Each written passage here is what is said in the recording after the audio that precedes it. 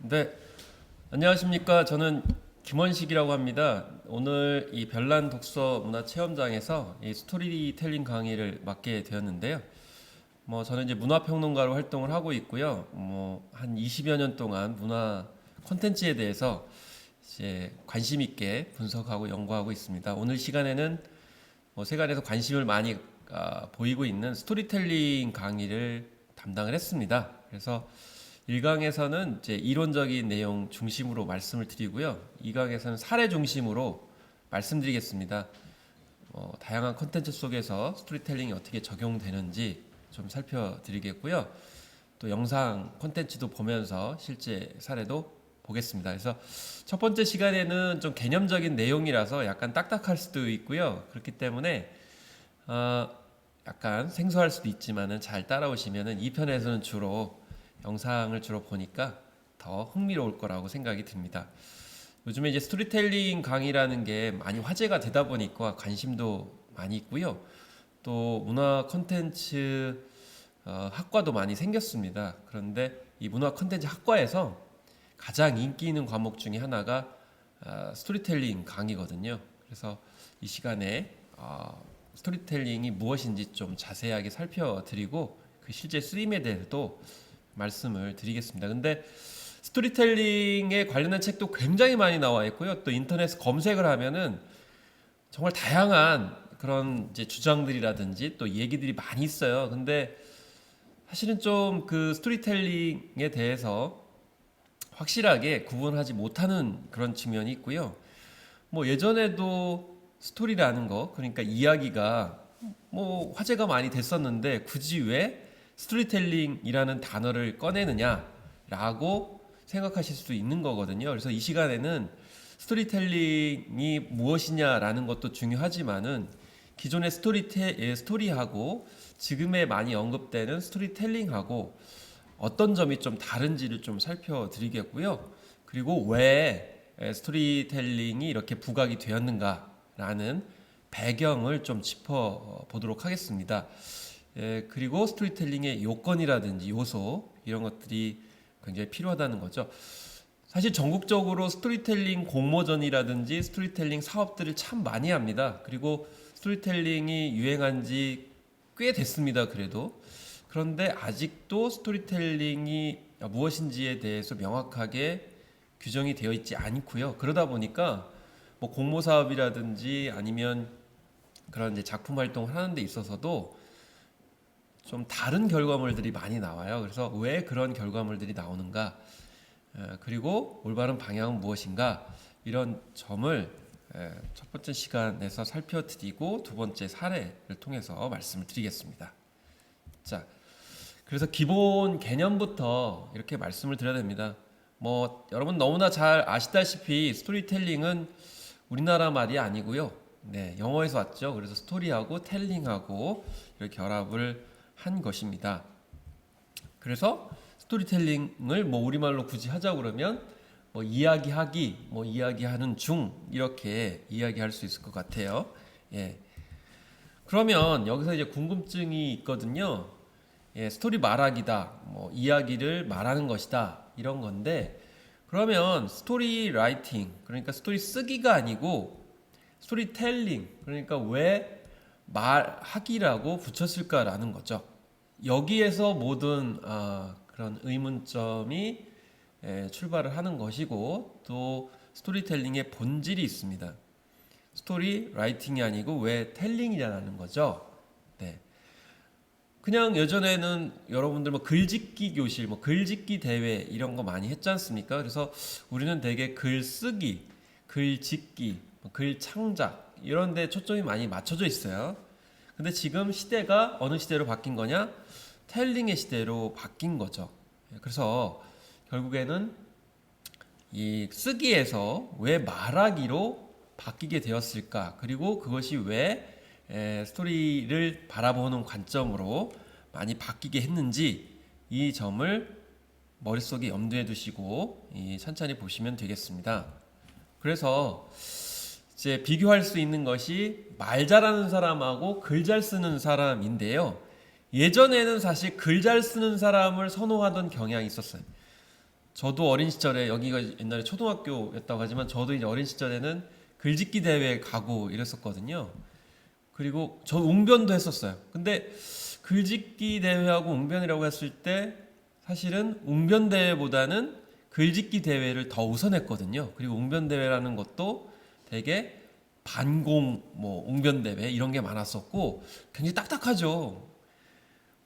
그리고 별로 재미도 없고 그런 상황을 보게 되면은 결국 이 말하기보다는 글쓰기에 더 저조차도 더 중요시했던 그런 문화적 환경에서 성장을 하는 것인데 그렇지만은 지금 방송 프로그램을 보셔도 그렇고 여타 다른 그런 스타들의 활동을 봐도 아시겠지만은 말을 해야 되고요. 그리고 이 유재석 씨도 보시면은 이 어떤 토크쇼라고 하는 형식들이 다양한 문화 행사 속에서도 이 접목이 되고 있고 인기가 높습니다. 그런데 우리가 어렸을 때부터 글을 잘 못 쓰는데 주변에 말 잘하는 사람들 많잖아요. 재밌게 뭘 좀 숫자리거나 아니면 카페 가서도 저 친구는 뭐 이렇게 지식적으로나 뭐 글 쓰기와는 거리가 먼데 말을 참 잘하는 사람이 있어요. 어떻게 어떤 소재를 다룬다 하더라도 참 재미있게 사람들의 이목을 끌면서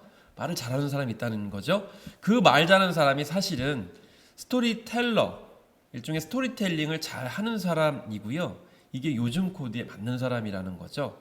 그래서 그러면은 이 말 잘하는 사람은 어떤 특징이 있느냐? 글자 쓰는 사람하고 좀 차이점이 있습니다. 첫 번째 말 잘하는 사람은 계속 말씀드리겠습니다만은 감정과 감성에 호소하는 이야기를 합니다. 그런데 글 잘 쓰는 사람은 주로 이성과 합리적인 논리에 호소를 많이 하죠. 예. 그래서 말 잘하는 사람은 또한 이 감정과 감성을 어떤 측면을 가지고 호소하냐면은 사건과 이야기 중심으로 합니다. 예를 들면 이런 거죠. 제가 오늘 파주에 오게 됐는데 잘 익숙하지 않아가지고 제가 금천역이 1번 출구인지 2번 출구인지 헷갈려가지고 2번 출구 나오라고 그랬는데 2번 출구 앞에 엉뚱한 데 가 있었는데 대표님이 잘 인도해 주셔가지고 왔다 이렇게 얘기하는데 저는 좀 말을 잘 못하네요. 근데 이 글 잘 쓰는 사람은 이거를 메시지와 논리 중심으로 차근차근 이 시간 순서대로 설명을 하겠죠. 그러면은 사실 덜 재미가 있죠. 그래서 말 잘하는 사람은 이렇게 어떤 메시지와 논리 중심이 아니라 사람들이 관심 있는 내용을 우선한다는 거죠. 그러면 너는 왜 지하철역에서 잘못 나왔니? 라고 하면서 이제 왜 잘못 나왔는지에 대해서 주로 얘기하겠지만은 글 쓰는 사람들은 왜 그 어떤 과정을 통해 가지고 잘못 나왔는 그 상황만을 기술하게 되는 상황이 벌어지게 되죠. 자, 말 잘하는 사람은 또 재미와 흥미를 우선하게 되고요. 하고자 하는 말을 앞에 내세웁니다. 자, 어제 서울역 앞에서 사고가 났어. 뭐라고 하면 이제 사고가 났다는 것을 맨 앞에 내세워야 되는데 내가 어제 서울역에 갔는데 친구를 기다리다가 늦어가지고 밖에 나왔는데 저기에서 무슨 사이렌 소리가 나가지고 이렇게 얘기를 하면 안 된다는 거죠. 그냥 사고가 먼저 났다는 거를 먼저 얘기를 하고 그 다음에 왜 났는지를 바로바로 얘기해 주는 것이 말 잘하는 사람의 특징이라고 볼 수가 있겠습니다. 그리고 말 잘하는 사람은 비약과 반복도 강조하고요. 이게 이제 우리가 드라마를 보면은 일일 드라마를 보면은 되게 회상 장면이 많고 또 반복해서 말을 많이 하잖아요. 이제 그런 점들이 특징이라고 볼 수가 있겠고 특히 상대방의 반응에 따라서 이제 변화하는 거죠. 그래서 이 글 잘 쓰는 사람은 앞에 사람이 없기 때문에 혹은 이제 반응이 없기 때문에 자기 위주로 글을 쓰게 되지만은 스토리텔링을 하는 사람은 끊임없이 말을 듣는 사람을 중심으로 해서 그때그때 다 달라집니다. 그래서 이 바로바로 알아들을 수 있도록 해주고요. 글 잘 쓰는 사람은 이 완벽성, 글의 구조 여기에 집중을 하게 돼서 천천히 순차적으로 반응을 하게 됩니다. 이게 무슨 말씀이냐면은 글 잘 쓰는 사람은 일단 주어, 목적어, 서술어 이런 관계 또 오탈자가 없는지 또 앞뒤 문장 구조를 탄탄하게 짜임새 있게 만들어야 되고 심지어 한마디를 한다 하더라도 굉장히 언어를 다듬어 가지고 정제해 가지고 쓰잖아요. 그러면 굉장히 완벽하기는 하지만은 재미가 없어요. 그리고 읽는데도 굉장히 어려움이 있게 되죠. 그렇게 되다 보니까 이런 표현을 하거든요. 소설가들을 예전에 이제 베스트셀러 작가들을 방송에 출연시키는 경우가 있어요. 그러면 사람들은 글을 읽었을 때는 굉장히 말을 잘해서 재미있게 얘기할 것 같지만은 실제로 방송에 출연시켜 보거나 토크쇼를 하게 되면은 말에 흥미가 없고 재미가 없는 상황이 벌어지죠. 왜 그러냐면 말을 할 때 글을 쓰듯이 말을 하기 때문에 사람들이 재미가 없어 하는 거죠. 왜냐하면 너무 완벽하게 얘기하려고 하니까. 그렇지만 그냥 재미와 흥미 위주로 비약과 반복을 섞어가면서 상대방의 반응에 따라서 해줘야 되는데 이 사람은 자기 머릿속에 있는 내용을 그대로 보여주려고 하다 보니까 결국에는 사람들의 흥미를 못 이끌어낸다. 그래서 이 말 잘하는 사람하고 글 잘 쓰는 사람하고 이런 차이가 있다라는 것이고요. 그런데 이 둘을 다 잘하는 사람이 누구냐면은 도올 김용옥 선생 같은 경우에는 이 두 가지를 다 잘합니다. 뭐냐면 이 사람은 글을 쓸 때는 말하듯이 쓰고요. 예. 그리고 또 말을 할 때도 너무 완벽하게 글을 쓰듯이 말하려고 하는 것이 아니고 앞에서 말씀드린 것처럼 사람들의 흥미와 재미, 상당히 반응에 따라서 그리고 비약과 또 반복 이런 말하기에 초점을 맞춰서 이야기를 하다 보니까 결국 자유자재로 말과 글을 잘 하는 사람이다. 그래서 21세기에는 사실은 이 말과 글의 어떤 특성 그리고 말의 특성에 맞게 해주는 것이 가장 바람직하다. 그래서 우리가 글 쓸 때도 뭐 해외 사례도 있다고 말씀드리겠지만은 말하듯이 글을 쓰는 것이 지금 현재의 21세기의 새로운 특징이다. 그래서 스토리텔링으로 글을 쓴다는 것도 새로운 글쓰기 하나의 흐름이다라고 말씀드릴 수가 있겠습니다. 특히 해외 그 언론 기자들 같은 경우에는 스토리텔링 기법이라고 해서 이 보도 기사를 쓸 때도 스토리텔링 기법으로 씁니다. 그것은 이제 이따 자세하게 말씀을 좀 드리겠습니다. 자, 그래서 스토리텔링의 개념을 좀 구체적으로 살펴드리겠습니다. 그래서 스토리텔링은 원래 문학이나 영화, 교육학 등에서 활용되는 방법이고요. 스토리와 텔링의 합성어입니다. 말 그대로 이야기하다라는 의미를 갖고 있는데 그러면 왜 우리는 이야기가 필요한 것인가? 라는 건데 크게 세 가지를 좀 말씀을 드리겠습니다. 첫 번째는 이야기를 통해서 전달을 하게 되면 기억이 훨씬 더 잘 되고요. 또 이야기를 통해서 전달받은 사람들은 쏙쏙 잘 들어온다는 것이고 심지어는 감동까지도 받으면서 두 번째처럼 사람의 마음을 변화시킬 수 있다라는 거죠. 그래서 사람의 마음을 움직이는 것은 화려한 언변이나 논리적인 설득도 아니다라는 겁니다. 되게 우리가 논리적으로 설득한다라고 얘기를 하지만은 이야기를 통해서 설득을 하게 되면은 자연스럽게 더욱더 공감을 하게 되면서 이 마음의 변화를 일으키게 된다라는 것이고요. 세 번째는 이해력입니다. 추상적인 개념 설명보다는 구체적인 이야기를 통해서 잘 이해를 하게 되는데요.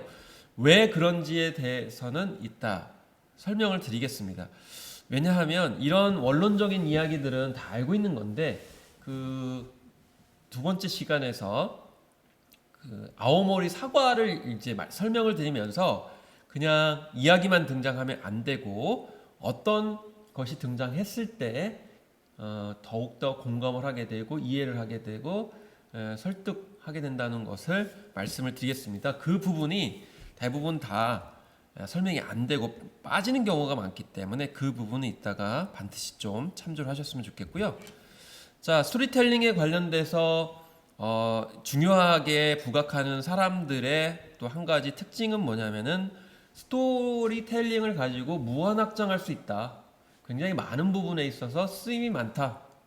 일종의 산업적으로 분석하기도 하고요. 아까 교육적인 부분을 말씀을 드렸지만은 뭐 산업 분야라든지 관광 스토리텔링, 경영 정책 홍보, 또 기업 제품 브랜딩 이런 데에서도 스토리텔링의 쓰임이 많기 때문에 이제 전반적으로 관심을 많이 가지고 있다라는 것이고요. 그래서 뭐 대화와 협상이라든지 또 설득을 시킬 때 또 그 기업의 운영 원리로서 스토리텔링이 활용이 됩니다. 예를 들면은 뭐 이런 거죠. 여러분들이 어떤 행사를 했거나 어떤 사업을 추진했거나 또 어떤 상품을 개발했거나 아니면은 뭔가 자기 그 어떤 일을 하는 데 있어서 장점과 단점을 이제 분석 파악을 할 때 그냥 뭐 이번 일에 있어서는 장점이 뭐였고 단점이 뭐였었다. 이렇게 얘기를 하면은 정리하긴 쉽지만은 일목요연하지 않고 또 전달 받는 사람들이 전달받지 못하는 경우가 있습니다. 근데 스토리텔링 기법을 적용하면 어떻게 되냐면은 그 일을 했을 때 어떤 이야기 구조로 장단점을 파악을 하는 그런 운영 전략들이 있거든요. 그런 것이 훨씬 더 효과가 높다라는 점에서 봤을 때 이 기업이나 조직을 운영할 때도 스토리텔링 기법이 사용이 되고요. 또 프리젠테이션 하거나 면접을 할 때도 스토리텔링 기법을 활용하게 되면은 훨씬 더 면접관들이 일목요연하게 그 사람에 대해서 파악을 하게 되고 받아들여지게 된다라는 것도 이번 시간에 사례로 이따가 살펴드리도록 하겠습니다. 그래서 앞서서 제가 스토리텔링의 이제 어떤 부상 이후 등장 배경 말씀을 드렸고 또 한편으로는 쓰임이 많아진다고 했는데 스토리텔링이 부각된 이유 중에 하나가 또 디지털 매체가 등장을 하기 시작하면서 이 부분이 부각된 점이 있습니다. 그래서 뭐 음악이라든지 이미지, 오디오 이런 것들이 디지털 매체를 통해서 부각이 되다 보니까 여기에 디지털 스토리텔링이라고 하는 또 색다른 분야가 결합이 되기 시작을 했고 그래서 스토리텔링이 새로운 매체의 가능성 때문에 이렇게 부각이 되고 있습니다. 전통적인 스토리텔링은 그냥 입으로 한다든지 또 앞에 뭐 청중을 모셔놓고 한다든지 그리고 일방적으로 사실은 전달이 된 측면이 많았다고 하면 디지털 스토리텔링은 굉장히 많은 다수의 청중들 지금 코로나 때문에 비대면 그런 컨텐츠들 뭐 라방이라고 그러죠. 라이브 방송을 많이 하게 되는데 그만큼 동시에 수많은 사람이 접속할 수 있다는 것이고 훨씬 더 상호적이 될 수 있다. 왜냐하면 그 기존의 매스미디어 같은 경우는 뭐 그냥 일방향적으로 얘기를 하고 끝나지만은 요즘에 SNS나 뭐 이런 유튜브 플랫폼 같은 경우 또 아프리카 TV 같은 경우에도 댓글을 또 달 수도 있고 또 피드백을 줄 수 있는 요소들 그래서 디지털 스토리텔링이 그런 새로운 매체를 만나게 되면서 더욱더 확장을 하게 됐다라는 것인데요. 우리가 이제 좀 더 근원적으로 올라가서 주목을 해야 되는 것은 구술이라는 것, 그러니까 입으로 뭔가 이제 정보를 전달하는 것 이런 것이 다시금 이제 21세기에 다시 돌아왔다라는 겁니다. 그러니까 예전에는 입으로 주로 말을 했다고 하면은 이제 문자 시대가 되면서 문자로 기록을 하다가 이제 2차 구술 시대, 그러니까 디지털 매체 같이 인터랙티브하게 상호작용이 가능한 그런 기술 시대가 되다 보니까 제 2차 구술 시대가 나왔고 그 2차 구술 시대에 스토리텔링이 강력하게 부상을 했다라는 겁니다. 그래서 참고로 이 구술 문자와 문자 문화 이렇게 된 책이 있는데 월터 웡이 쓴 책인데 이 책이 왜 입말이 중요한지 그리고 문자로 기록하고 전달한 것과 어떤 차이가 있는지를 굉장히 일목요연하게 정리한 책입니다. 그래서 이 구술 문화와 문자 문화라고 했는데 결국 구술 문화와 문자 문화라고 했을 때요. 이게 두 가지 관점이 있는데 지금 강연 산업이라든지 강연 형식들이 굉장히 많이 나오고 있습니다.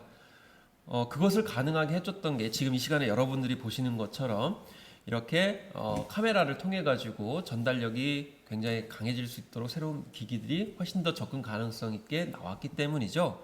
그래서 그게 그동안은 좀 문자 문화 시대였기 때문에 잘 되지 않았었는데 이제는 구술 문화가 테크놀로지의 힘을 빌어 가지고 훨씬 더 자연스럽게 전달이 될 수 있다는 것이고요.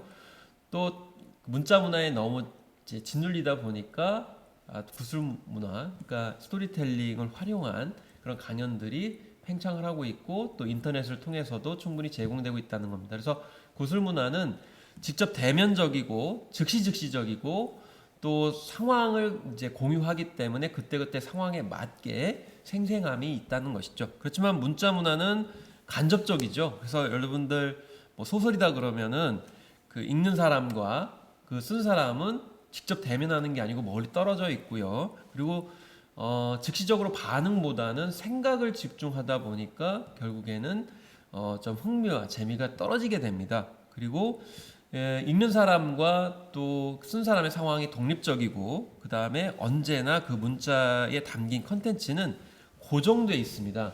변화가 없죠. 한 작품이 불멸하게 되는 거죠. 그렇지만은 시대적 상황과 사람에 맞게 그것이 반영되고 바뀌고 새롭게 진화해야 되는데 그렇지 못하는 것이 문자 문화의 특징이기 때문에 결국에는 스토리텔링을 중심으로 한 입말이 부각이 되고 있다는 겁니다. 그래서 참고로 뭐 이렇게 구슬 문화의 9가지 특징인데요. 첨가적이고 집합적이고 다변적이고 그리고 어떤 원칙을 지키고 인간 세계에 밀착되고 약간 농쟁적이고 감정적이고 상황에 맞게 이루어진다. 이 9가지 요소는 이제 뒤에 살펴보겠지만은 스토리텔링의 기본적인 특징이라고 볼 수가 있겠습니다. 네, 그래서 이 스토리텔링은 사실은 누가 가르쳐 주는 것이 아니고 인간 어떤 내면에 잠재되어 있는 것이기 때문에요.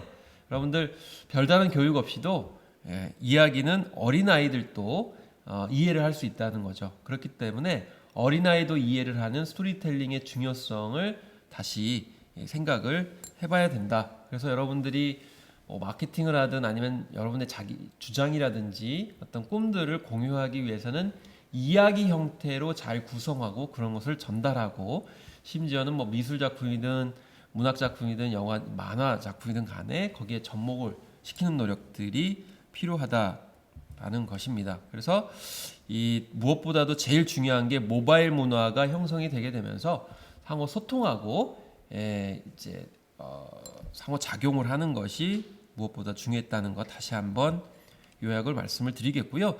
좀 더 이제 확장을 하게 되면 이건 구체적으로 들어가지는 않겠지만은 이 상호적인 스토리텔링이기 때문에 뭐 결론도 열린 결말이 나오기 수도 있고 요즘에 얘기하는 스피노프라고 그래가지고 다시 뻗어 나오는 스토리가 될 수 있을 수 있고요. 그리고 뭐 이제 더 전문적으로 들어가게 되면은 프리퀄 형식으로 하기도 하고요. 그래서 이건 콘텐츠에만 한정이 되는 건데 그래서 스토리텔링이 굉장히 다양한 다채로운 모습으로 변동을 하게 된다는 겁니다. 단 전제 조건이 뭐냐면은 이 정도의 상호 스토리텔링이 되려면은 그 원작이 굉장히 많은 사람들한테 감명도 주고 팬들을 확보했을 경우에는 이런 상호적 스토리텔링이 더욱더 다채롭게 이루어질 수 있다. 그래서 여러분들도 만약에 팬을 거느린다. 그러니까 요즘에 스타나 셀럽들을 좋아하는 거는요. 그 사람의 인생 스토리를 사실은 좋아하는 거거든요. 그래서 그 스토리텔링에 공감을 하고 팬이 되게 되면은 그 사람의 스토리가 계속 진행이 되고 변화하기를 바라는 현상도 생기고요. 이제 사회관계망 서비스 때문에 평범한 여러분들 같은 경우에도 언제든지 팬을 확보할 수 있고 스토리텔링의 주인공이 될 수 있다. 그래서 여러분들이 스토리텔링을 할 때 어떤 점에 초점을 맞춰서 스토리텔링을 해야 되는지를 찬찬히 살펴볼 거고요. 우리나라에서도 이제 뭐 미생이라는 작품이 이렇게 굉장히 인기를 끌게 되니까 다양한 형태로 스토리텔링을 미디어 매체에 받게 하게 되면서 진화하는 모습을 이제 보고 있다라는 것입니다. 자, 그래서 앞서 말씀드린 부분을 좀 요약해서 말씀을 드리면요. 자, 형태는 어떤 형태냐? 스토리텔링이라는 거는 바로 사람들 앞에서 이야기하듯이 말하는 기법입니다. 그러니까 지금 현재 제 앞에 누가 없어가지고 얘기를 뭐 이렇게 못하는데요. 앞에 사람이 있듯이 얘기를 하는 거죠. 그러면 제가 말씀을 드리면은 이 듣고 계신 분이 표정이 바뀌기도 하고 어떤 감탄사를 지르기도 하세요. 아니면 반응이 없는 경우도 있어요. 그러면 왜 반응이 없지라고 순간적으로 생각을 하면서 반응을 이끌어내기 위해서 거기에다가 이제 에피소드나 이야기를 덧붙이게 되거든요. 그리고 청중의 반응이 좋으면은 거기에 더 이제 열심히 흥이 나가지고 더 열심히 하게 되죠. 반응이 없으면 뜨뜻미지근하게 되고. 그래서 이렇게 그 상황에 맞게 사람들 앞에서 이야기를 하게 되니까 훨씬 더 생생하게 되는 거죠. 그래서 이번에 코로나19 때문에 그런 거 많이 느끼셨을 거예요. 뭐 공연을 하든 어떤 토크쇼를 하든 간에 사람이 없게 되면은 정말 생생함이 덜어가게 되는구나. 뭐 상호작용이 없기 때문이죠. 그래서 영화나 드라마, 광고도 마치 바로 앞에 사람이 있는 것처럼 그들의 어떤 이야기에 귀를 기울인 것처럼 이야기하는 방식으로 이제 만드는 것이 스토리텔링 기법이라고 볼 수가 있겠습니다. 당연히 이성적이고 논리적인 그 부분보다는 감정과 감성을 자극하는 그런 작품들이 되겠고요. 그 다음에 사건과 이야기 중심이고 예술가 중심이 아니고 철저하게 소비자 중심, 듣는 분들, 대중들, 관객들을 중심으로 스토리를 이야기를 하게 되고 재미와 흥미 요소를 우선하게 됩니다. 이따도 설명드리겠지만은 할리우드 영화 같은 경우에는 대표적으로 스토리텔링을 잘합니다. 왜 그들이 잘하는가는 더 부연하겠지만은 할리우드 영화는 법칙이 있는데 대체적으로 95% 이상의 재미 요소에다가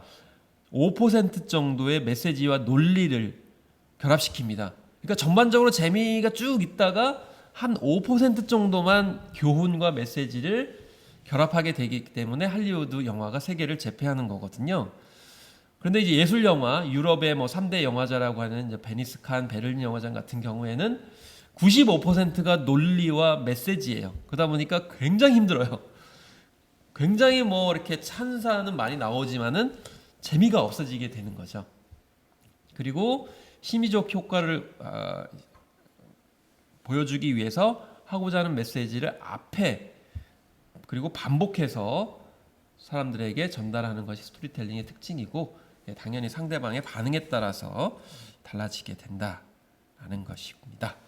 자, 그래서 간단한 사례를 좀 살펴보겠습니다. 이게 이제 스토리텔링 자기소개서 얘기인데요. 자, 첫 번째는 그냥 우리가 흔히 사용하는 자기소개서의 일부 내용입니다. 제가 한번 읽어보겠습니다.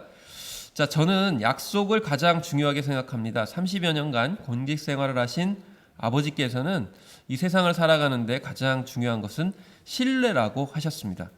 그래서 저는 영업에 있어서 가장 중요한 신뢰에 대한 덕목을 어릴 적부터 쌓을 수 있었습니다.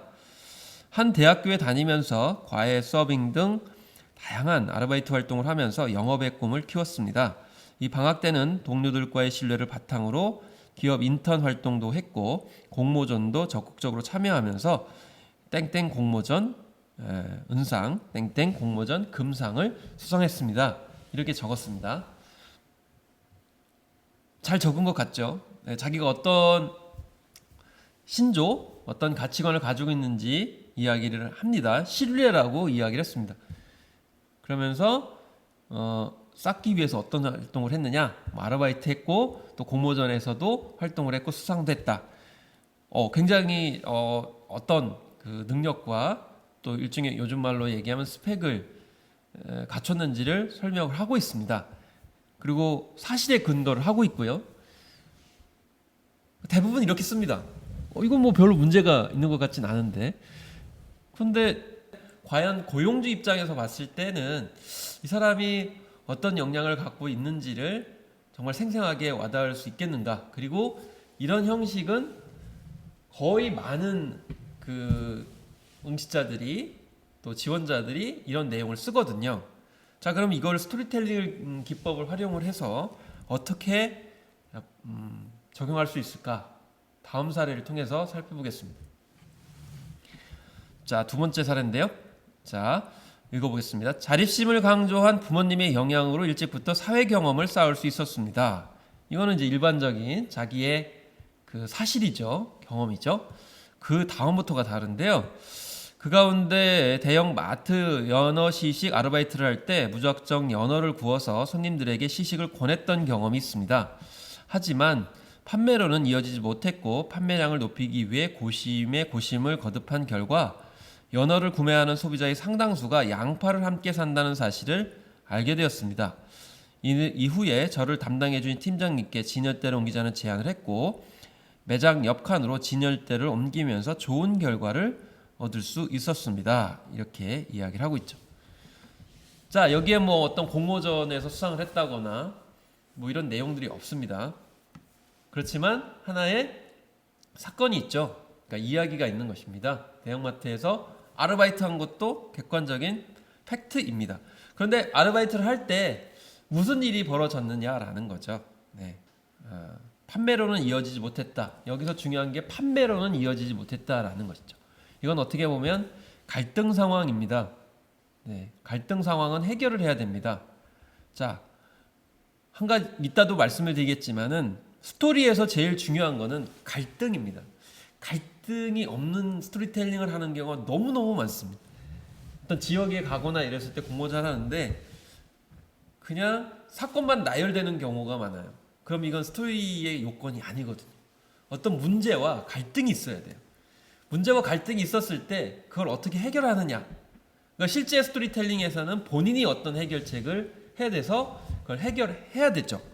그리고 해결했기 때문에 뭔가 그 구성원이나 이 글을 읽는 사람한테 교훈과 메시지를 전달해 줘야 되는 거죠. 근데 대부분의 그런 나열형 자기소개서에서는 어떤 성과가 있었다, 성공했다, 경험을 쌓았다 이렇게 해버리기 때문에 구체적으로 그 사람이 어떤 것을 경험을 했고 어떤 솔루션을 갖게 됐는지에 대해서 알 수가 없다. 그래서 앞서서 말씀드린 것처럼 경영 전략에서도 이런 경험담을 이야기 형식으로 하게 되면 훨씬 더 상황을 이해하기 쉽고요. 장단점을 파악하고 또 본질도 이해하기가 쉽다라는 그런 간단한 사례를 통해서 좀 설명을 드렸습니다.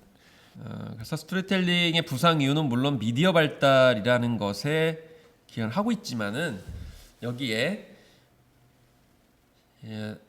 실화성, 팩션, 그 다음에 진실성, 자연스러움 이것이 강조가 되면서 부각이 되고 있다는 거죠. 자신의 진정성이라든지 뭐런 사실성이라는 거는 그냥 팩트의 나열만 가지고는 되지 않고 하나의 이야기 구조를 통해서 공감을 할 수 있어야만이 가능하고 그것을 미디어가 채워주기 때문입니다. 지금 현재 내추럴 커뮤니케이션이라고 그래가지고 그 빅테크라고 불리는 IT 기업들은 계속 자연스러운 대면이 가능한 그런 상황들을 펼쳐지고 있는데 과연 그것이 테크놀로지만 개발된다고 해서 가능하느냐? 그렇지 않고요. 대체적으로는 이 정서와 감정이 일단 들어가야만이 가능한데 되게 전문가들은 절제하고 약간 합리적으로 스토리를 만들어야 된다라고 자꾸 얘기를 하십니다. 그래서 대표적인 그 단어가 뭐냐면은 신파라는 단어를 굉장히 많이 싫어하거든요. 근데 전문가들 이야기를 들으시면 안 돼요. 왜냐면 여러분들 영화 보러 가실 때 네이버나 다음에 그 영화 평점을 보시잖아요. 그러면 거기에서 네티즌 평점하고 전문 평론가나 기자의 평점이 있거든요. 그러면 여러분들은 누구의 평점을 더 보십니까? 아마 네티즌 평점을 더 보실 거예요. 근데 여기서 이제 차이가 뭐냐면은 전문가와 전문 기자들은 항상 그 콘텐츠를 보는 분들이거든요. 그러니까 굉장히 수준이 높아요. 그리고 나름대로 어떤 완벽한 기준들이 이제 있는 것이죠. 근데 보통 분들은 사실 그런 전문가적인 수준에서 영화를 보거나 콘텐츠를 보지 않거든요. 보편적인 어떤 감정에서 보고 특히나 정서적인 관점에서 많이 보기 때문에 스토리텔링 같은 경우에도 왜 부각이 됐느냐 그 이유 중에 하나가 그전에는 전문적인 소설가 전문가 에세이스트들이 하다 보니까 너무 전문적인 거죠. 일반 정서와는 좀 많이 다르기 때문에 이게 명작이래. 그래서 읽었는데 여러분들 책 읽다가 막 졸고 그러시잖아요. 이게 뭐 상을 받았대. 그럼 막 지루하고 탈출하고 싶고 이러잖아요. 그 이유는 기본적으로 읽는 분들과 접하는 분들과 대중과 작품이 많이 멀어졌고 전문가들이 상을 많이 주다 보니까 이런 현상들이 벌어진다. 심지어는 어떤 공모전에서 받은 시나리오라든지 소설 같은 경우는 흥행에 참패하는 결과가 많고 심지어 장려상이라든지 가작이 오히려 더 흥행에 성공하는 경우가 많이 있습니다. 어쨌든 간에 우리가 스토리텔링도 정서 없이는 가능하지 않다. 그래서 스토리텔링에서 무엇보다 중요한 건 여러분들 정서와 감정을 실려줘야 된다. 그래서 일부에서는 심파하지 마라고 하지만은요, 성공을 원하신다고 그러면 심파를 하셔야 됩니다. 심파야말로 굉장히 대중적이고 스토리텔링의 묘미를 잘 보여주는 것입니다. 그래서 텔링은 말하는 사람의 목소리, 표정, 아울러 몸짓을 모두 다 포괄하는 것이고요. 그렇기 때문에 공연에서도 이 오페라보다는 뮤지컬이 왜 대중적으로 흥행을 하는가? 그것은 바로 스토리텔링을 굉장히 다채롭게 전달을 해주기 때문이다. 모든 오감각을 다 통해서 전달을 해주고 있고, 또 요즘에 젊은 세대들이 좋아하는 뮤지컬 같은 경우에는 굉장히 구조가 짜임새 있고 뭐 완벽한 어떤 그 이야기 내용보다는 버라이어티한 요소들을 이제 많이 선호하는데, 그게 바로 스토리를 어떻게 텔링하느냐, 어떻게 전달해주냐의 차이라고 볼 수가 있겠고요. 또 요즘에는 뭐 4차 선명이라고 그래가지고 뭐 프로젝션 매핑이라든지 홀로그램, 이런 다양한 기법들을 활용하는 것도 바로 스토리텔링을 정서적으로 감각적으로 전달하기 위해서다라는 점을 말씀드릴 수가 있겠습니다. 그래서 중요한 거는 데카르트가 사람은 뭐 이성적인 존재다 이렇게 얘기했지만은요, 제가 생각했을 때는 이성적인 존재가 되고 싶은 거예요. 근데 사람은 이성적인 존재가 되고 싶어 하지만 일상적인 그런 생활은 정서와 감정을 통해 가지고 정보를 받아들이고 판단을 하고 행동하는 요소가 많고, 또 스토리텔링이라는 것도 마찬가지로 정서적 감정과 또 유대를 강화하는 차원에서 부각이 되고 있다. 특히나 정서와 감정, 학력과 계층, 지역, 나이, 남녀소에 상관없이 모두 다 전달이 되는 요소라는 거죠. 최근에 오징어 게임이 굉장히 흥행을 하고 있는데, 이 오징어 게임도 마찬가지로 학력과 계층, 지역, 나이, 남녀노소에 상관없이 그 아이들의 놀이를 바탕으로 해서 스토리텔링을 잘 했기 때문에 전 세계적으로까지 한류 현상을 일으키는 것이고요. 우리는 이제 과거에 너무 그 지식과 그런 학습에 대해서 치이다 보니까 정보와 지식 위주의 교육을 받거나 그런 콘텐츠가 우월하다라고 되게 했지만은, 요즘에 유행하는 단어로 TMI라는 용어가 많잖아요. 너무 정보가 과잉해서 필요하다는 거죠. 그래서 너무 정보 중심의 그런 콘텐츠는 피로증을 유발하고 정보 과잉 현상을 불러일으키기 때문에 그런 점에서 주의를 하셔야 됩니다. 네, 우리가 이제 텔레비전을 볼 때도 텔레비전을 이제 바보 상자라고 되게 전문가들은 이야기를 했지만은요, 사실 여러분들 텔레비전만큼 그 대중성 있는 매체도 없거든요. 그런 점을 생각을 좀 해보셔야 되겠습니다. 그리고 스토리텔링의 가장 중요한 역할과 기능을 이제 말씀을 드릴 텐데, 그건 바로 치유의 심리입니다. 지금 앞서서 이제 오징어 게임이라는 드라마도 말씀을 드렸지만은, 한국의 드라마가 세계적인 한류 현상을 일으키는 이유는 사실 여성들 때문이거든요. 그 여성들이 정말 남녀차별 사회에서 자신들의 어떤 그 문화적인 탈출구로 드라마를 즐겨 보시고 거기에서 치유 효과를 얻으려고 하셨고, 그렇기 때문에 그 속에서 나름대로 인기를 끌었던 작품의 기반을 둬서 지금 한류 현상을 일으키고 있거든요. 마찬가지입니다. 미국에서는요, 스토리텔링을 가지고 치유의 하나의 굉장히 중요한 테라피, 그러니까 치유법으로 사용을 합니다. 그래서 마음의 상처를 입은 사람들에게 스토리는 굉장히 힘과 위안을 줄 수가 있겠고요. 또 스토리의 주인공이 겪는 과정은 단순히 다른 누군가의 사연이 아니라 바로 그 스토리를 접하는 사람들이죠. 그래서 단순히 상처와 고통 확인하는 차원의 스토리텔링은 굉장히 1차원적이고요. 여기서 이제 보여주셨듯이 스토리텔링을 통해서 힐링 콘서트라는 거를 합니다. 이게 힐링 콘서트라는 게 뭐냐면요, 자기가 살아온 그 삶의 이야기를 콘서트 하듯이 그 공연을 하는 거예요. 그러면은 그 콘서트를 보면서 동감을 느끼시는 분들은 나만의 문제가 아니구나, 이런 문제를 저 친구도 겪고 있었구나 라고 하면서 동감을 일으키면서 자기 잘못이 아니라는 차원에서 해법을 찾게 되면서 힐링을 하게 되는 거거든요.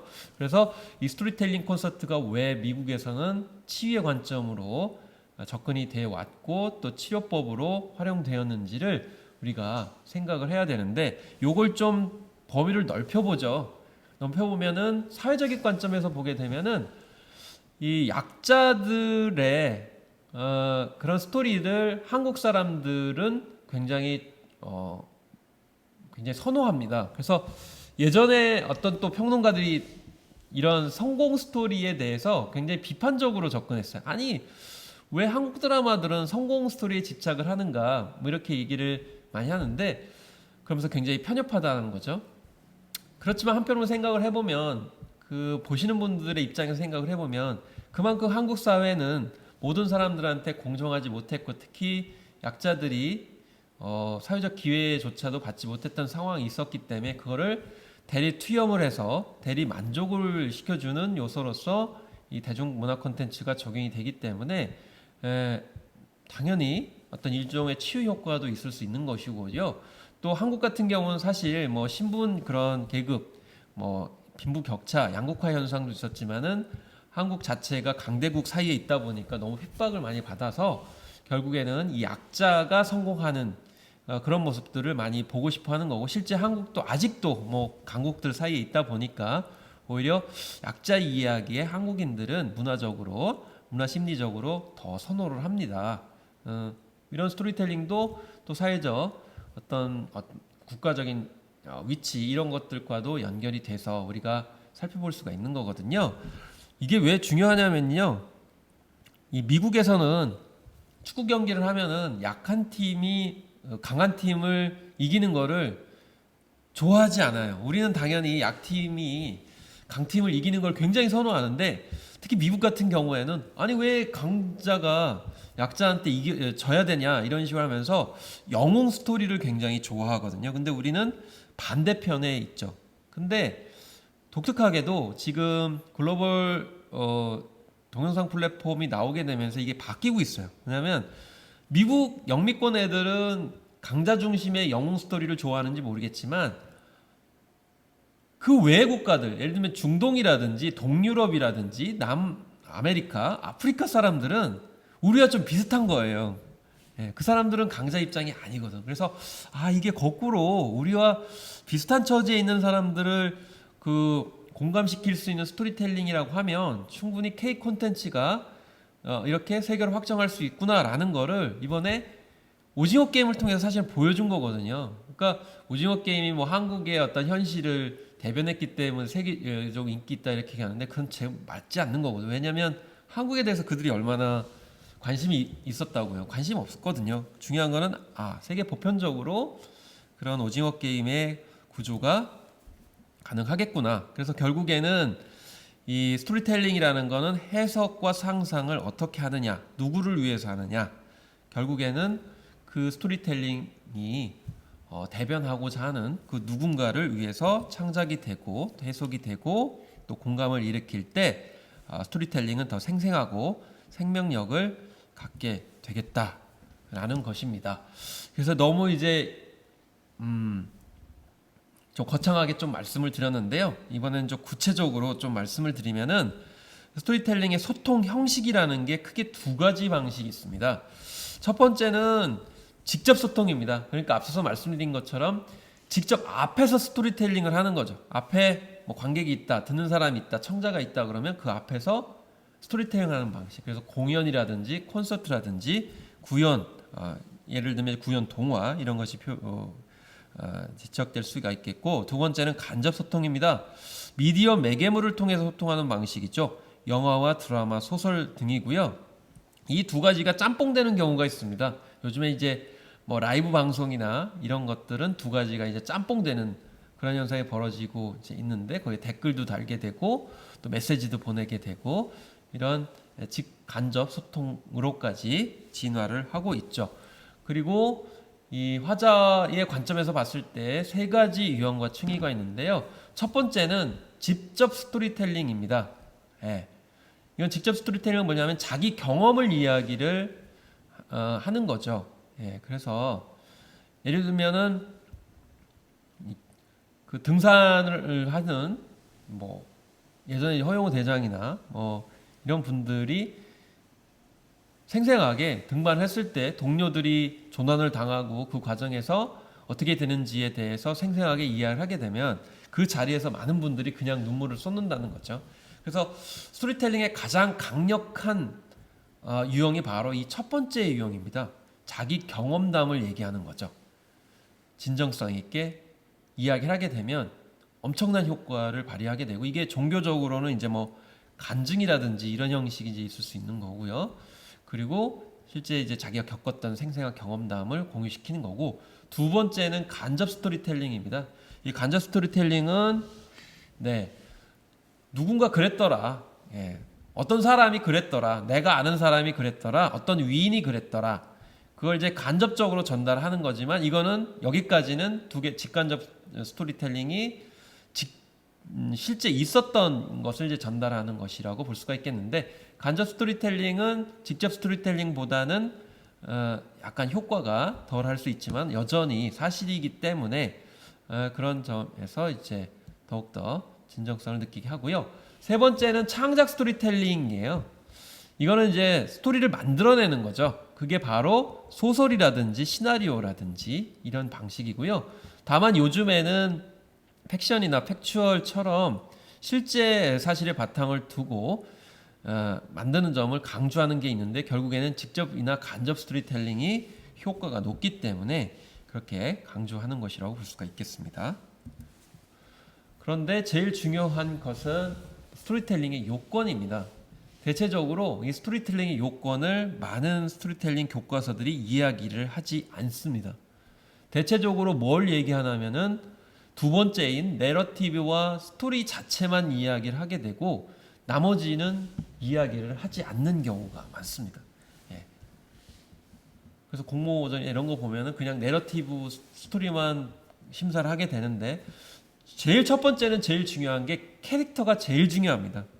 요즘에 컨텐츠를 만드는 방식이 완전히 바뀌어서, 예전에는 뭐 이야기 구조를 잘 짜는 게 중요하다라고 얘기를 그렇게 또 가르치기도 했는데, 요즘에는 캐릭터가 우선입니다. 예를 들면 쉽게 말씀드리면 뽀로로다 그러면 뽀로로라는 캐릭터가 먼저 나오게 되고 작품이 그 뒤에 나오게 되는 거죠.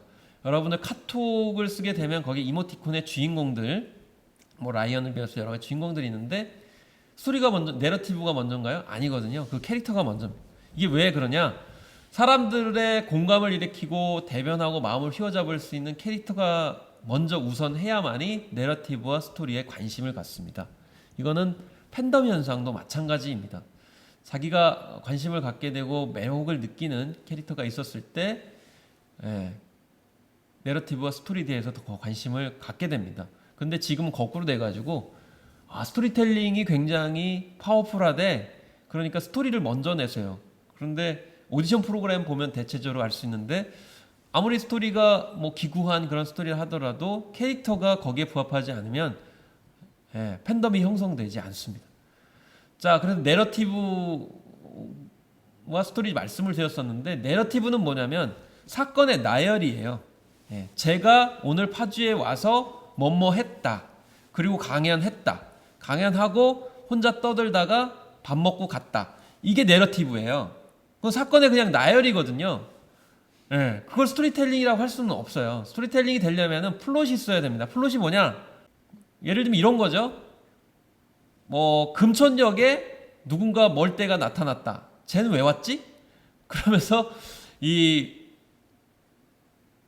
앞뒤 구조를 약간 짜임새 있게 뒤바꾸기도 하고, 뒤에 나올 게 앞에 나오기도 하고, 이런 식으로 선후 관계를 흥미를 위해서 재배치하는 것을 플롯이라고 얘기를 합니다. 그래서 뭐 장르물이라고 얘기를 했을 때 뭐 되게 추리물이라든지 또 액션물들 같은 경우에 먼저 궁금증, 예를 들면 어떤 사고가 일어난다든지, 누가 뭐 살인사건이 일어난다든지, 누가 맞는 장면이 먼저 나온다든지, 뭐 이렇게 사람들이 관심이 있을 만한 장면들을 먼저 배치하는 것을 바로 플롯이라고 얘기를 하게 되는데, 대체적으로 우리가 주변에서 보게 되는 스토리텔링은 그냥 기승전결이라고 하는 굉장히 밋밋한 시간 순차적인 과정들을 펼쳐지게 되는데 그럴수록 너무 평범해지기 때문에 관심을 끌지 못할 가능성이 높습니다. 그다음에 네 번째는 갈등과 긴장입니다. 아까 말씀드렸듯이 갈등이 없으면 안 됩니다. 등장인물들이 뭔가 갈등이 있어야 됩니다. 네. 그래서 그리고 그 긴장이 일게 되면서 그 긴장을 어떻게 해소할까? 저게 어떻게 되는 거지? 라고 이제 궁금증을 일으켜야 되고요. 그 다음에 다섯 번째는 드림 포인트라고 말씀드렸는데 많은 사람들의 소망과 꿈이 들어 있어야 됩니다. 뭔가 사람들이 원하는 거. 그러니까 대체적으로 전문가들은 인생이 비극이란 걸 알려주마 이렇게 얘기를 하는데 사실 일반 분들은 보통이 다 비극이거든요. 그러니까 보통이 다 비극인데 왜 비극을 다시 한번 보려고 하겠어요? 네, 그런 관점도 여기 해당이 되고요. 그 다음에 여섯 번째는 서브 트렌드입니다. 이게 우리가 이제 10월달 되면은 트렌드 서적이 굉장히 많이 나오거든요. 근데 우리가 흔히 알고 있는 트렌드는 우리가 접하는 이상 그건 이미 트렌드가 아니에요. 그래서 서브 트렌드는 뭐냐면 트렌드가 바로 되기 직전, 그러니까 소위 말해서 지금 이제 10대나 20대 초반에서 이런 현상이 많이 일어나는데 사회의 전반의 트렌드가 되지 않는 거, 약간 신상 같은 느낌인데 약간 생소하지만 감각적인 거, 이런 요소들이 배치가 돼 있어야 됩니다. 그러려면은 이제 각색하시는 분들이 상당히 많고 기타 창작을 해야 되는데요.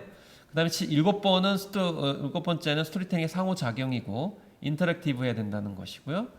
혼자 그냥 골방에 갇혀가지고 만드는 게 아니고 사람들의 어떤 기호와 취향들을 끊임없이 접목을 시켜야 되고, 그 다음에 여덟 번째는 하이 컨셉입니다. 사람들한테 와닿는 개념으로 접근해야 되고, 그 다음에 아홉 번째는 흐름에 따라서 설명을 해줘야 됩니다. 이거는 너무 그 스토리가 어려워도 안 되고 너무 쉬워도 안 되는 것을 이제 플로우라고 이야기를 하게 되는데, 이 플로우는 게임 이론에서 많이 나오는 개념이기도 한데요.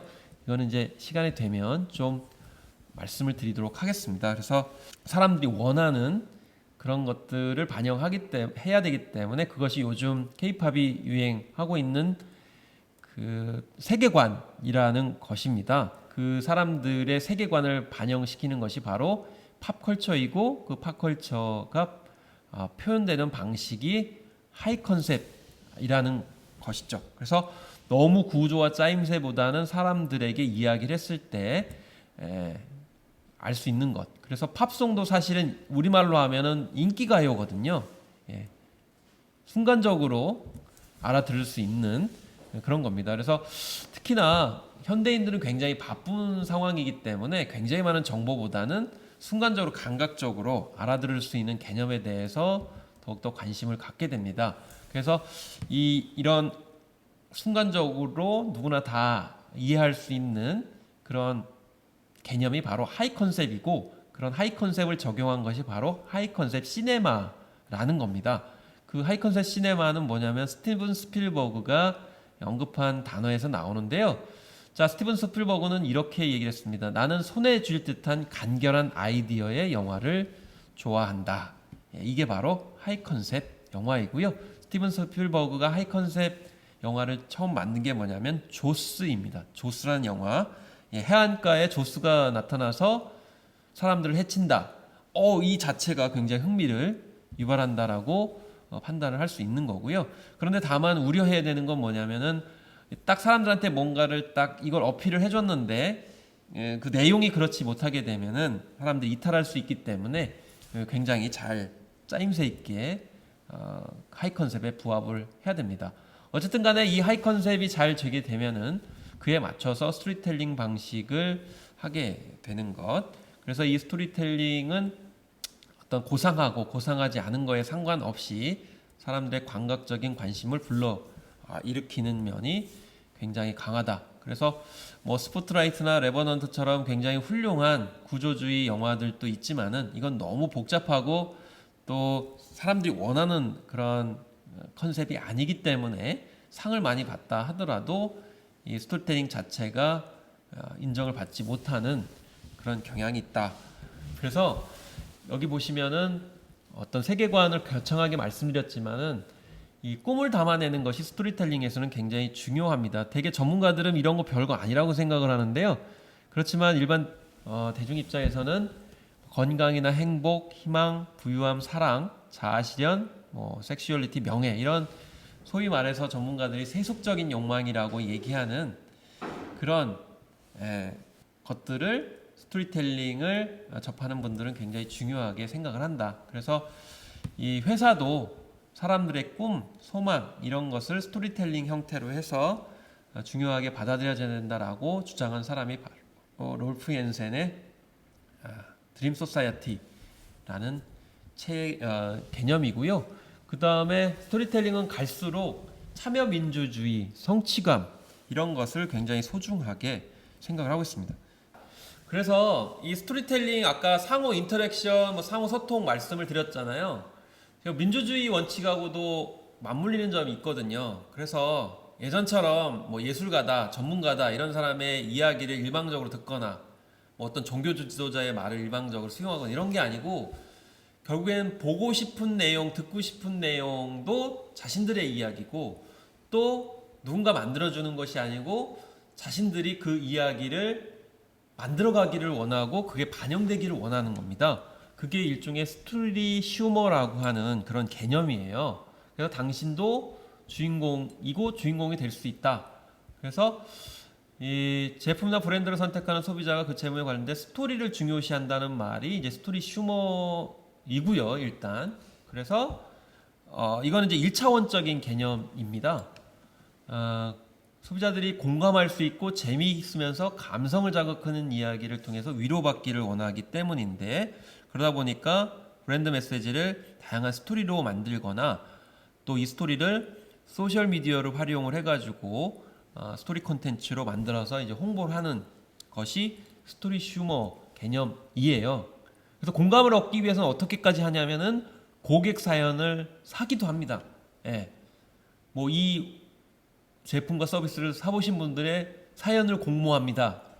이렇게 하는 건데 이거는 이제 지자체 명소화 작업에서도 전 필요하다고 계속 얘기하는데 하시는 분들이 하나도 없던데 예를 들면 파주다 그러면 파주의 어떤 특정 공간에 와서 자신들이 겪거나 이런 얘기하고 싶은 스토리가 있을 수 있는 거거든요.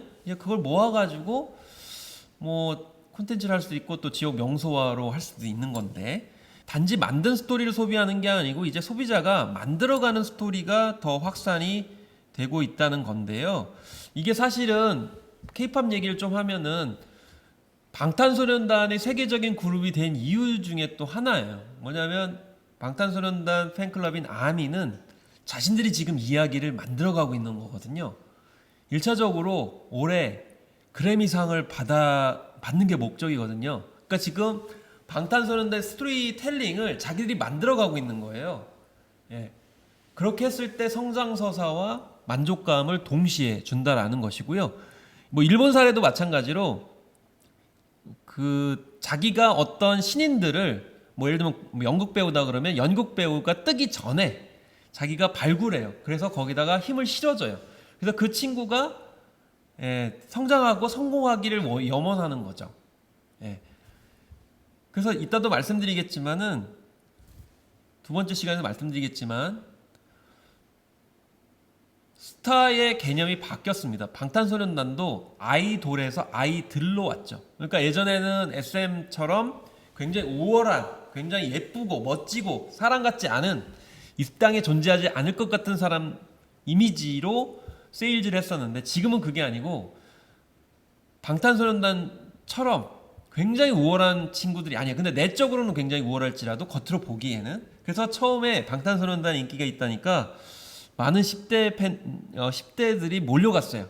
그래서 실제로 보고는 외모가 아닌 것 같거든. 그러다 보니까 이탈하는 경우도 있는데 그런 거는 이미 이제 시대적 대세가 아닌 거죠. 아이돌에서 아이들로. 그러니까 내가 공감하고 감정이입을 할 수 있고 와 나와 같은 친구들이네. 그러면 너희들은 혹은 당신들은 성공했고 자기 꿈을 이뤘으면 좋겠다라고 하는 그런 소망들이 결합을 하게 되면서 지금 계속 성장서사를 성장 스토리를 만들어가고 있고 그런 것들이 스토리텔링 형태로 계속 SNS에서 화제가 되고 있고 심지어는 언론에도 이제 등장을 하게 되고 있는 것이죠. 예. 그리고 그래서 이거를 좀 더 확장을 시켜보면 스토리텔링보다는 사람들은 스토리 두잉을, 이거는 이제 익스트림 스포츠나 뭐 이런 레포츠에서 적용되는 방법인데, 어쨌든 사람들은 스토리텔링은 단지 만들어 놓거나 경험한 것을 이야기하는 수준에서 더 벗어나서 스토리를 실제로 적용하고 만들어 가는데 더 초점이 많다. 그래서 참여의 스토리텔링은 경영 관점에서도 더 영업이익이 더 높았다라는 사례를 몬테규에서 구체적인 수치를 통해서 이렇게 보여주고 있기도 합니다. 네. 또 하나 말씀을 드렸던 게 뭐냐면 스토리텔링은 이미지와의 싸움이다 라는 건데요. 이거는 또 이 자체만 가지고도 몇 시간을 좀 이야기해야 될 그런 내용인데요. 우리는 이제 흔히 인간은 언어의 존재다 이런 얘기를 하잖아요. 근데 저는 개인적으로 사람은 이미지의 존재다라고 생각을 합니다. 네, 그래서 되게 천재라고 불리는 사람들의 한 가지 특징이 뭐냐면은 언어보다는 이미지로 사고를 하는 거고요. 그리고 이게 언어하고도 연관이 있는데 여성들은 굉장히 말을 이제 잘하거든요. 언어적인 능력이 탁월해요. 근데 그 이유 중에 하나가 여성들은 말을 할 때 언어를 구성을 해가지고 말을 하는 게 아니라는 거죠. 그러니까 남성들은 대체적으로 순차적으로 말을 구성한 다음에 이야기를 합니다. 그러다 보니까 수다에 약해요. 그리고 자기 감정 표현에도 굉장히 약하고. 그런데 여성들은 그 자기의 어떤 상황들을 이미지로 떠올리기 때문에 그것을 잘 풀어서 이야기를 하다 보니까 결과적으로는 말을 잘한다. 근데 인간은 그러면 뇌 속에 어떤 걸 생각하고 있을까? 생각을 해보시죠. 인간이 뇌 속에 언어를 가지고 있을까요? 아니죠. 우리가 꿈이라는 거, 그러니까 우리가 밤에 잘 때, 물론 낮잠을 잘 때도 꿈을 꾸지만은 꿈을 꿀 때를 생각을 해보시죠. 거기 언어가 있나요? 언어가 없어요. 인간의 뇌 속에는 이미지밖에 없어요. 이미지와 이미지의 그 연속적인 그런 약간의 움직임이 있겠죠. 그러면 처음에는 언어는 없었던 거죠. 그것을 다른 사람한테 전달을 하려고 하다 보니까 언어 체계를 만들어낸 거기 때문에 만약에 더 기술이 발전한다 그러면 이 머릿속에 있는 그런 이미지와 이런 것들을 트랜스미션 할 수 있겠죠. 상대방한테 내 이미지를 그대로 전달하는 아마 그 기술이 있게 되면 훨씬 더 언어보다는 또 이미지의 어떤 전달력을 높이는 데에 테크놀로지의 발달이 더 유효적절하고 의미가 있을 거라고 생각이 듭니다. 그런데 어쨌든 지금은 그런 단계가 아니기 때문에 우리는 그 이미지를 생생하게 전달하기 위해서 어떻게 해야 되냐면은 결국에는 스토리텔링이라는 방식으로 전달을 할 수밖에 없는 것이죠. 그래서 결국 새로운 변화를 이끌어내기 위해서는 우리 머릿속에 있는 이미지를 다른 식의 스토리텔링을 가지고 재구성을 해서 설득을 시키고 공감을 시키면서 또 이미지를 바꿔주게 되면은 우리의 행동까지도 바꿔줄 수 있다. 이런 내용들이 바로 우리가 이번 시간에 살펴봤던 스토리텔링의 이론적인 강의가 되겠습니다. 그래서 전반적으로 스토리텔링이 굉장히 부각이 되다 보니까 저는 이제 그런 질문들을 많이 받거든요. 아니, 셰익스피어 시대 때도 스토리가 있었는데 굳이 지금 왜 스토리텔링이 부각이 되는 거냐. 그런데 아까 말씀드렸듯이 지금의 스토리텔링은 라이팅이 아니고 텔링, 그러니까 말하기에 초점이 맞춰져 있고요. 그 다음에 ing가 들어가 있습니다. 그러니까 완성형이 아니고 진행형이죠. 그래서 대체적으로 예전에 셰익스피어 시대의 작품은 기존의 작품이 완결되어 있어요. 변함이 없어요. 진행형이 아니에요. 그렇지만은 지금 현재의 스토리텔링은 진행형이고 끊임없이 듣는 사람과 상호 인터랙션을 한다. 그렇기 때문에 고정적이지 않고 항상 변화할 수밖에 없는 것이고요. 그 현상 중에 하나가 지금 현재 리메이크가 굉장히 많아지는 것도 마찬가지로 스토리텔링이 듣는 분들이나 접하는 분들의 감성과 기호 또 현재 취향에 맞게 계속 변화하고 대화하는 그런 과정에 있기 때문입니다. 그래서 사실 저도 강의를 지금 하고 있지만은 여러분들과 눈을 마주치면서 대화하듯이 이렇게 얘기를 해야 되는데 그렇지 못했기 때문에 좀 아쉬움이 있는데요. 코로나19가 좀 극복이 되면서 이렇게 직접 보면서 상호작용을 할 수 있는 날이 빨리 왔으면 좋겠습니다. 네, 1강은 여기서 마치고 2강에서 사례를 중심으로 좀 말씀을 드리도록 하겠습니다. 감사합니다.